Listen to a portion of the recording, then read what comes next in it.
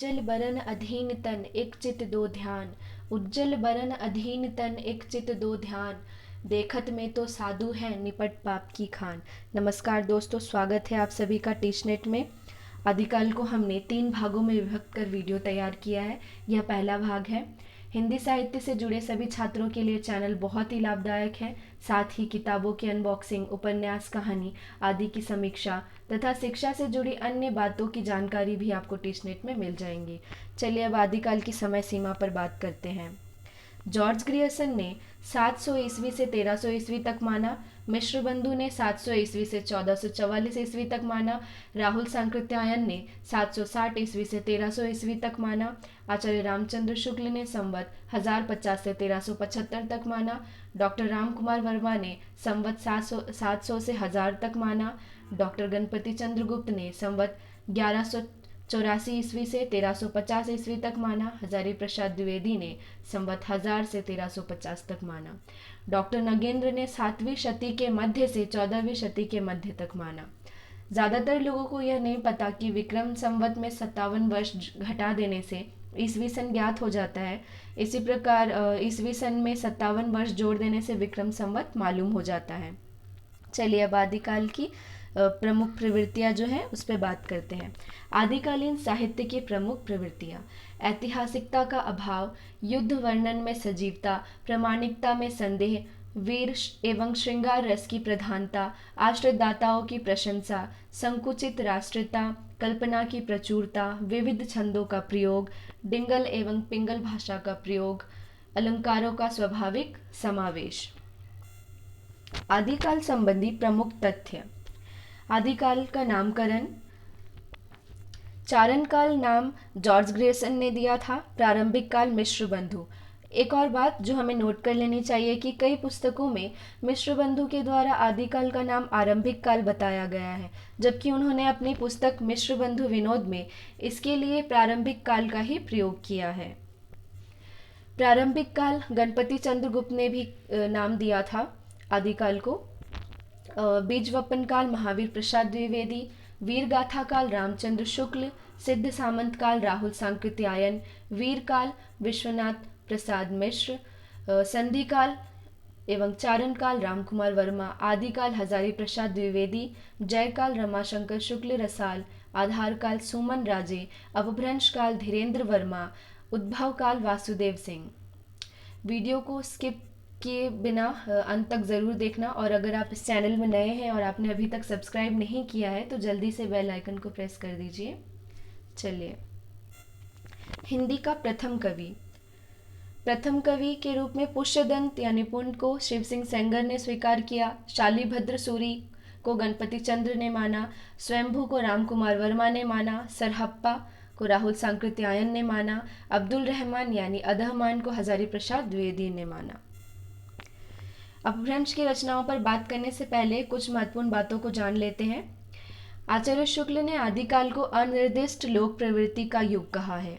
देवसेन कृत श्रावकाचार को हिंदी की प्रथम रचना माना जाता है। आचार्य हजारी प्रसाद द्विवेदी ने आदिकाल को अत्यधिक विरोधी और व्याघातों का युग घोषित किया है। इनका कहना है, दोहा या दुहा अपभ्रंश का अपना छंद है, उसी प्रकार जिस प्रकार गाथा प्राकृत का अपना छंद है।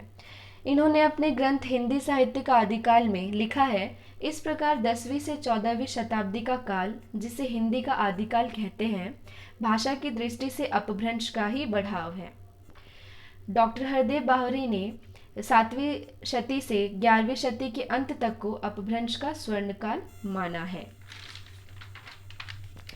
आगे बढ़ने से पहले अपभ्रंश रचनाओं के बारे में थोड़ा सा बता देती हूँ, उसके बाद हम अपभ्रंश रचनाओं से जुड़े उनके प्रमुख कवियों के बारे में बात करेंगे। अपभ्रंश में 3 प्रकार के बंध मिलते हैं: दोहा बंध, पद्धड़िया बंध और गेयपद बंध। पद्धड़ी बंध 16 मात्राओं का छंद है। इसमें लिखे जाने वाले काव्यों को पद्धड़िया बंध कहा गया है। अपभ्रंश का चरित काव्य पद्धड़िया बंध में लिखा गया है। चरित काव्यों में पद्धड़िया छंद की 8-8 पंक्तियों के बाद धत्ता दिया रहता है, जिसे कड़वक कहते हैं। चलिए अब जोइंदू के बारे में बात करते हैं। जोइंदू यानी योगिंद्र। जोइंदू 6ठी शती के कवि है और इन्हें दोहा छंद का आरंभ माना गया है। अपभ्रंश से दोहे की शुरुआत मिलती है। जो इंदु की दो रचनाएं मिलती है, परमात्मा प्रकाश और योग सागर। स्वयंभू, जैसा कि पहले ही मैंने बता दिया था, प्रथम कवि के रूप में इन्हें प्रथम कवि के रूप में रामकुमार वर्मा ने स्वीकार किया है। इन्हें जैन परंपरा का प्रथम कवि माना जाता है। इनके 3 ग्रंथ माने जाते हैं। पौम चरेयु, इसमें राम का चरित्र विस्तार से वर्णित है। रिट्ठे मणि चरेयु और स्वयंभू छंद। पौम चरेयु 5 कांड तथा 83 संधियों वाला विशाल महाकाव्य है। यह अपभ्रंश का आदि काव्य माना जाता है। पौम चरेयु को स्वयंभू के पुत्र त्रिभुवन ने पूरा किया था। तुलसीकृत रामचरितमानस पर इसका प्रभाव पड़ा है, ये भी देखने को हमें मिलता है। डॉक्टर भयानी ने इन्हें अपभ्रंश का कालिदास कहा है। स्वयंभू को अपभ्रंश भाषा का वाल्मीकि तथा व्यास कहा जाता है। अपभ्रंश में जो कृष्ण कथा का आरंभ है, इसका श्रेय भी इन्हें ही दिया जाता है। पुष्यदंत, पुष्यदंत मूलतः शैव थे, परंतु बाद में अपने आश्रयदाता के अनुरोध से जैन हो गए थे। इनके समय को लेकर विवाद है। शिव सिंह सेंगर ने इन्हें 7वीं शताब्दी और हजारी प्रसाद द्विवेदी ने इन्हें 9वीं शताब्दी माना। सामान्यतः 10वीं सदी इनका समय माना जाता है। इनकी 3 रचनाएं मिलती है। 63 महापुरुष गुणालंकार, इसे महापुराण भी कहा जाता है। महापुराण में 63 महापुरुषों का जीवन चरित है। नए कुमार चरेयु तथा जसहर चरेयु, ये तीनों ही चरित आख्यान काव्य है। चरित काव्यों में चौपाई छंद का प्रयोग किया गया है। अपभ्रंश में चौपाई 15 मात्राओं का छंद था। इन्होंने स्वयं को अभिमान मेरु, काव्य रत्नाकर, कविकुल तिलक आदि उपाधियां दी हैं। आचार्य रामचंद्र शुक्ल ने इनके 2 और ग्रंथों का उल्लेख किया है, आदि पुराण तथा उत्तर पुराण।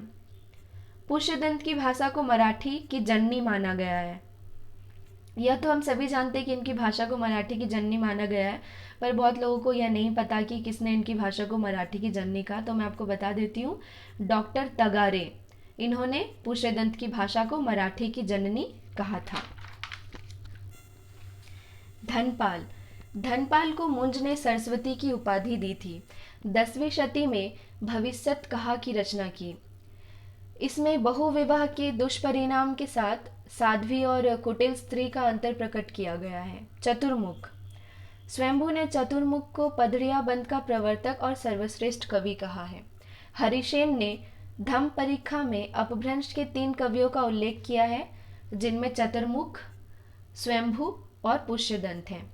जीनदत्त सूरी, इन्होंने अपने ग्रंथ उपदेश रसायन रास से रास काव्य परंपरा का प्रवर्तन किया। इसमें कुल 80 पदों का वर्णन है। यह एक नृत्य गीत रास लीला काव्य है। अब्दुल रहमान यानी अदहमान, अब्दुल रहमान का संदेश रासक रास देशी भाषा में मुसलमान द्वारा रचित प्रथम ग्रंथ था।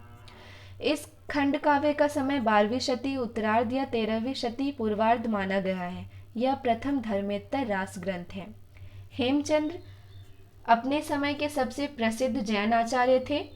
इन्हें प्राकृत का पाणिनि कहा जाता है। सिद्ध हेम शब्दानुशासन प्राकृत व्याकरण इनका प्रसिद्ध व्याकरण ग्रंथ है। इसमें संस्कृत, प्राकृत और अपभ्रंश तीनों को उदाहरण के रूप में समावेश किया गया है। अन्य ग्रंथ योग शास्त्र, छंद अनुशासन, देशी नाम माला कोश। प्राकृत पेंगुलम यानी प्राकृत पिंगल सूत्र, इसमें विद्याधर, शारंगधर, जज्जल, बब्बर आदि कवियों की रचनाएं मिलती है। इसका संग्रह 14वीं शती के अंत में लक्ष्मीधर ने किया था। प्राकृत पेंगुलम में वर्णित 8 छंदों के आधार पर आचार्य शुक्ल ने हम्मीर रासों की कल्पना की व इसके रचयिता शारंगधर को माना। मुनि राम सिंह, मुनि राम सिंह को अपभ्रंश का सर्वश्रेष्ठ रहस्यवादी कवि माना जाता है। पाहुड़ दोहा ग्रंथ इन्हीं की चर्चित रचना है।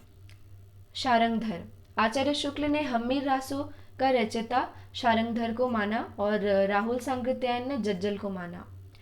हजारी प्रसाद द्विवेदी के अनुसार हम्मीर शब्द किसी पात्र का नाम न होकर विशेषण है जो अमीर का विकृत रूप है।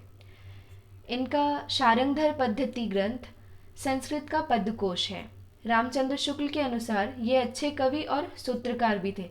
रामचंद्र शुक्ल के संबंध में इससे पहले मैंने एक वीडियो बनाया जिसमें उनकी जो भी उन्होंने पंक्तियाँ कही थी आदिकाल से संबंधित सारी उसमें दी गई हैं। आप चाहे तो पिछले वीडियो में जाकर देख सकते हैं। डॉक्टर बच्चन सिंह ने इन्हें कुंडलिया छंद का प्रथम प्रयोक्ता माना है। वीडियो को अंत तक देखने के लिए धन्यवाद। अब मिलते हैं अगले वीडियो के साथ।